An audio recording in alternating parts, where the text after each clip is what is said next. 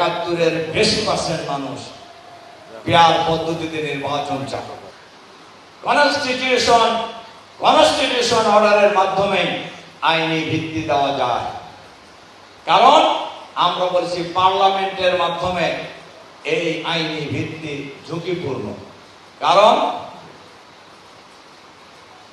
1990 সালে এরশাদ সরকারের পতনের পর সকল দলের ঐক্যমতের ভিত্তিতে নির্বাচনের আগে সিদ্ধান্ত হয়েছিল যারাই পরবর্তী ক্ষমতায় যাবেন কেয়ারটেকার সরকারের ফর্মুলা সংবিধানে অন্তর্ভুক্ত করবেন।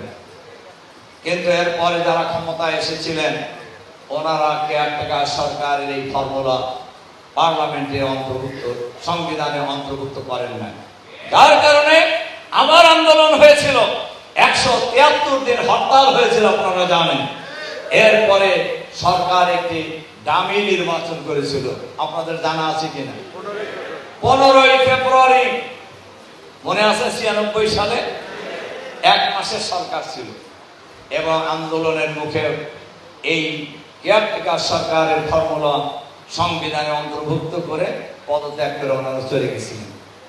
কাজেই আমাদের ইতিহাস জানা আছে। আরেকটা, আমরা সুপ্রিম কোর্টকে আমরা রাজনীতির বাইরে রাখার জন্য আমরা চেষ্টা করেছি, কারণ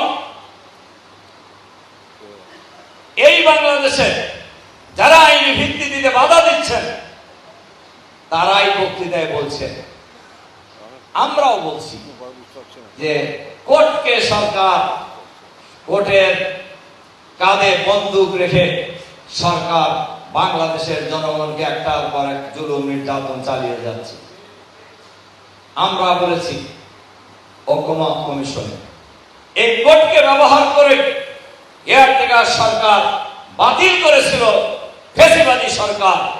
যে বিচারপতি, প্রধান বিচারপতি খায়রুল হক এই কেয়ারটেকার সরকারের ফর্মুলা বাতিল করেছিলেন, তিনি এখন কোথায় আছে জানেন আপনারা? কোথায়? জেলখানায় আছে। আমরা বলেছি এটাও নিরাপদ না। সবচাইতে বড় নিরাপদ হলো আমরা বলেছি কনস্টিটিউশন অর্ডারের মাধ্যমে জুলাই সনদের আইনি ভিত্তি দেওয়া। প্রয়োজন হলে কেউ যদি বিরোধিতা করে আপনারা গণভোটে দিয়ে দেন। গণভোটে যদি বাংলাদেশের মানুষ জুলাই সনদের আইনি ভিত্তির ব্যাপারে ঐক্যমত পোষণ করেন তাহলে আপনার অসুবিধা কি? আর গণভোটে যদি জুলাই সনদের আইনি ভিত্তির বিরোধিতা করে বাংলাদেশের মানুষ মত দেয় আমরা এটা মেনে নেব। কিন্তু কোন একটি দলের ইশারায়, কোন একটি দলের নির্দেশে, কোন একটি দলের ষড়যন্ত্রের সাথে বর্তমান সরকার